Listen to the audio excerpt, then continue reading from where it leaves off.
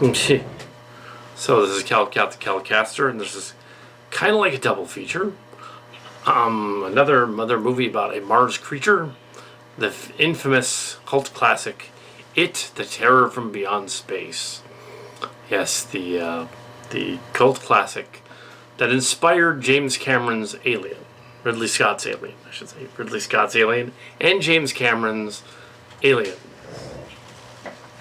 And so, yeah, It: The Terror from Space is yeah. And now, It's the Terror from Beyond Space. A year before the other movie, it's Metro-Goldwyn-Mayer, MGM. Their writer is Bill Bixby from Star Trek: The Classic, the original series. We go on to do a couple episodes of that. And there's some cowboy western guys in it from westerns. They're 50s westerns. There's a guy in it from a chimp and a lion movie. The 50s were weird. And which is probably the inspiration for the chimp movie in Nope, which was set in the 90s in that scene. But probably, maybe. Yeah, the premise is that there's there's a guy on Mars. Mars is a very elaborate matte set. Probably one of those classic, similar to the classic Trek sets, where they built basically a mannequin kind of thing, a diorama, and on the planet, model rocket ship.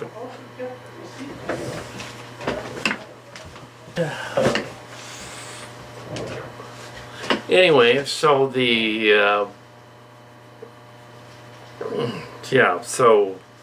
they have a rocket ship. Well, basically they tell the Earth people that there's the Capitol building meeting. I think they used the same shot of the Capitol building in the other movie. They sent a rescue rocket to Mars to get this crewman guy because all of his crew died, and they assume he killed them. So they're gonna send this other crew of space marines to the planet. Sounds familiar? So they do. They send a space marines to the planet. And when they get there to the planet to rescue the guy, it's not really brought up much that he's court-martialed and stuff. It's not even clear as to whether he got killed off or not or something. So I think he gets wounded. Yeah, and later on he realizes what happened. Apparently, there was a Martian Sasquatch creature. Looks like a cross between a Sasquatch and a bug, and he got on the ship through an airlock. Really obviously, they left the door open, walked in on. And their airlocks are like wooden doors that have been painted over, which is wooden doors and curtains, which, well, that's 50s sci-fi. It's very reminiscent of the Star Trek Voyager Captain Proton stuff, which was spoofing Buck Rogers. Same, a couple of years before. Yeah, Buck Rogers is earlier. But there was a 50s remake.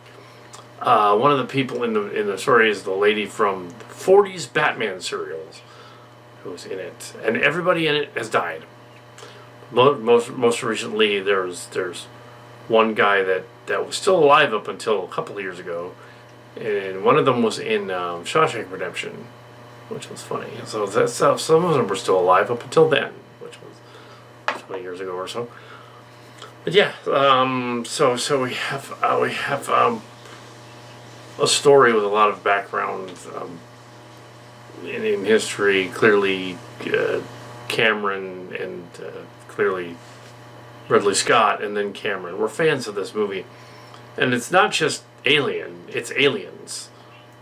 It's both of them because they have the same sort of haunted house mentality. The original Alien is on a house in space, with space truckers, average Joe space trucker guys, trying to fight off an alien creature that they find on the planet and accidentally bring aboard the ship. and in this case, it was a face hugger that went through the helmet. In this one, it's not the face hugger because they hadn't thought of that yet. That was the other writers, O'Bannon and the other guy when they wrote Aliens. And they were like, oh, let's make it gross. So let's have the creature like stick to his face and bring him on board and it'll be gross. That'd be cool. O'Bannon and the other guy. Cyrus, I think. There was a French guy and the other guy that wrote Alien. But yeah. I remember when Alien came out in 78. I didn't see it until it was on video a little later. But I did, even though I was 9. I wasn't supposed to watch it. Anyway.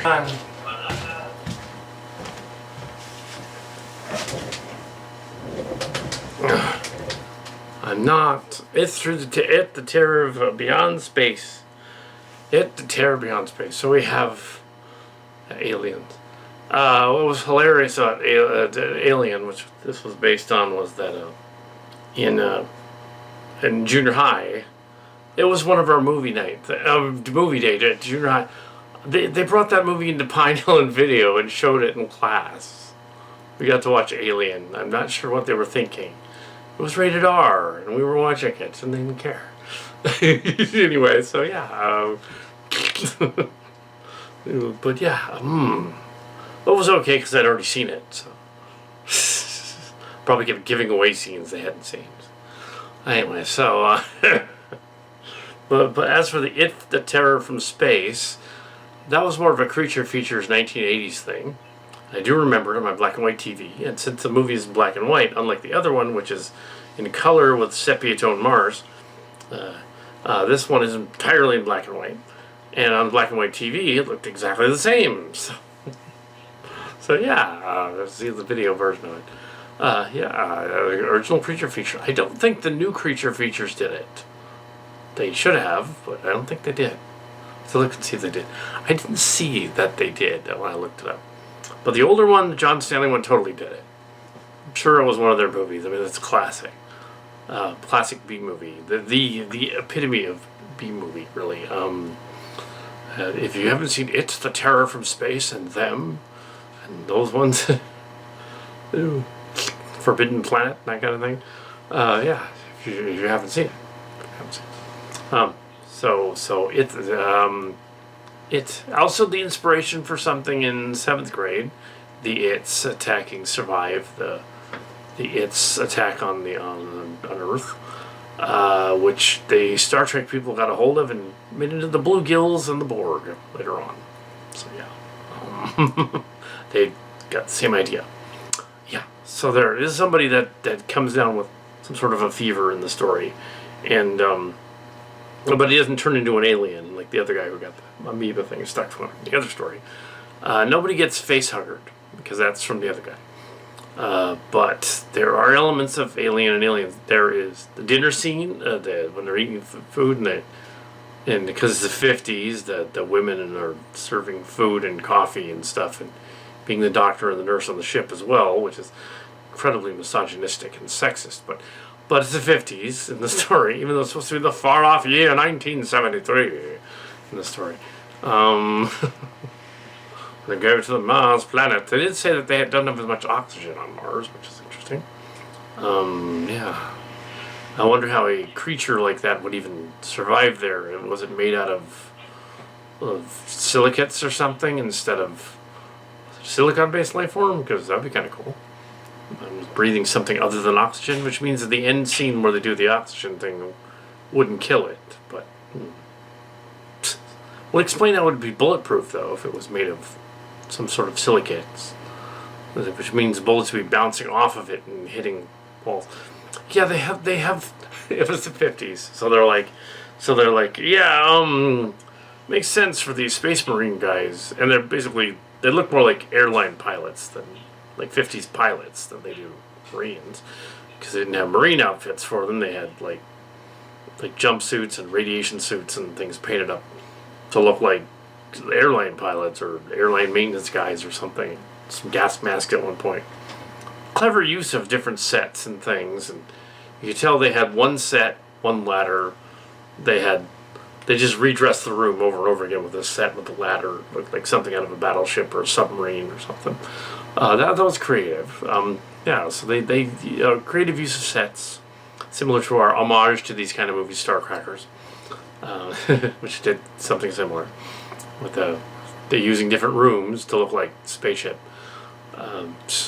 They pioneered a bunch of stuff. They did a spacewalk scene. You can tell how they did that is they made the rocket ship, and what they did is they have them climb out the airlock, you see, and then go down here, and the scale was off because they used 60s GI Joes and 50s GI Joes and stuck them on the horizontal and then put the guys there. So the way they did the effect, make it look like the guys came out this room and go down to the bottom of the rocket ship, is the way they did the effect is they went like this. It's actually like this, but they turned the camera. Yeah. So they were actually just going to walk out here, stop the camera, then go and put them here again and have them go back in. That's how they did it. It's totally how they did it. Cool. For the 50s, that's all they got. Okay, but they had a rocket ship, and whenever they show the backdrop, it's the same backdrop, same stars, same footage of the rocket ship. It's very slowly on a string, pulling it up like. But oh well. Considering their paper mache diorama, that's great. Yeah, so a lot of goofy stuff going on there in outer space. Yeah, so we have. It was fun. The acting, of course, was cheesy, but it was the 50s, and they were trying to sound more modern, which don't blame them for that. I would say it's Alien and Aliens, though, because you had the dinner scene, you had them trying to get away from it, you had them putting it down in the hole and going around it, you had that scene from Alien. You have them trying to figure it out and fake it out and blow parts of it up and stuff. That's from Alien. But then Aliens also borrowed from it because they did essentially the ending is from Aliens, where they spaced the creature. Well, they spaced the creature in Alien, but they sort of did it a little differently. It was more like the space the creature from Part 2, because they opened the airlock and kind of pushed it a little more, of the lower thing. That was what they did in this one. So yeah, the two movies are kind of connected. The two the Space Marine guys basically firing into nowhere, and you're on a rocket ship that's pressurized in space. There were some comments in the commentary on the thing saying like this was on Amazon, a YouTube video, like the other one was a YouTube video, free. Yeah, they commented on that, like why would they be using Colt 45s and bullets on a spaceship with a space vessel? At least the other one had like a freeze gun. Well, using space vessel using guns. You can either shoot a hole in the wall or something, blow an airlock or something. I like that the air room thing had air motor rooms and atmosphere rooms painted on things and grates and stuff, and looked like they probably filmed in parts in a submarine or something. I don't think they did though. I think it was a set. It was a set. Maybe they used an old repurposed World War II ship. That'd be kind of cool. They didn't have reel-to-reels in this one, which was interesting. It was way off in the far-off future, so I had reel-to-reels in there, and cassette tapes and stuff. They didn't do that in this one. They had They tried to make it the future, so they used transistors. They were advanced for the 50s. Thinking ahead there with the backdrops not looking, except for that intercom system that was right out of there. We'll forgive him for the intercom thing. Oh, he's on the intercom down there. He's got like a blowtorch, and I have a blowtorch in a high oxygen environment. That's a good idea too. And not only that, it's the 50s, so they're smoking in it. Yeah, that's not good either. But yeah, it's 50s. It's Creature Features version. So I had to watch it again. I'm fairly certain that my father and I, decades ago, saw it. Creature Features. Pretty sure we did. Because it was very familiar. Yeah. Not just being from Alien. So it's cool to watch it again and go like, oh yeah, I'm like, geez, 40 years ago or something. But yes, they're in the 80s, the early 80s on Creature Features. So yeah, and not the new one. Maybe not. MST3K might have done this one too. Pretty sure they did, or at least for riff tracks. Yeah, it was fun. Yeah, I mean it was cheesy, but sure. If you're gonna watch, if you're gonna, if you have like your film school buffs out there, this is one of the movies to watch. See where everything started, and you'll have new generations watching this old movie, going like, they're totally ripping off Aliens. No, it's the other way around. It's the same thing when people watch the new Lord of the Rings and they're all like, "Oh, the Master and the Apprentice, they're ripping off Star Wars." I had a nephew say that. No, they're not ripping off Star Wars. No, Star Wars thought of this idea first, and the animated Lord of the Rings thought of it too, back in the 70s. So, but yeah, so they're not ripping off Aliens. So yeah, we have. And the rubbery monster creature was fun, and its helmet was kind of falling off, but the feet and the legs, it looked more like a Bigfoot crossed with a bug. Yeah, paper mache looking thing. That's kind of melted looking. It's the TNF in space. Wonder what society like. Clearly, it was born from something. There were other Martian critters like it, so it'd be interesting to see the world building there as a sci-fi writer and fan. Kind of like, okay, what kind of society would create this beast that's after oxygen because it's low on the planet, and it's going after human blood and stuff, and wants their blood and stuff. Somebody else pointed in the comments, the doctor's not very intelligent. She said, well, there's one fluid that alien didn't go after. His pee-pee. You're right. Well, she probably just figured that would be, it was the 50s, so I'm not going to mention that part. But yeah. All of the fluids, yes, it got to that too.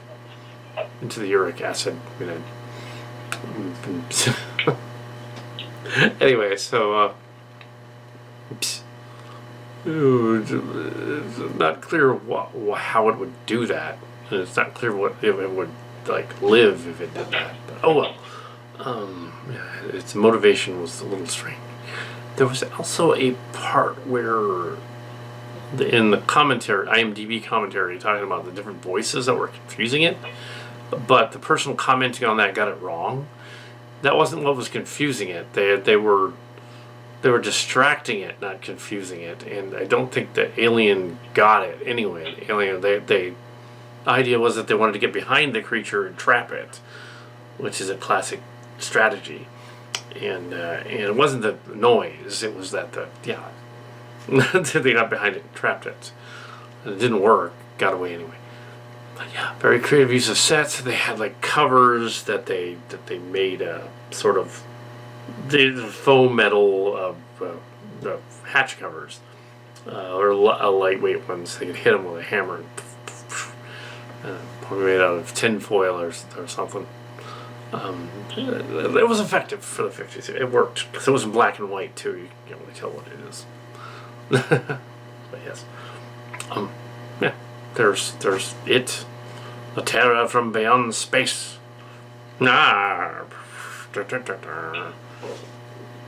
Yes, and the alien music is just the terror from space music slowed down. Now. They just slowed it down.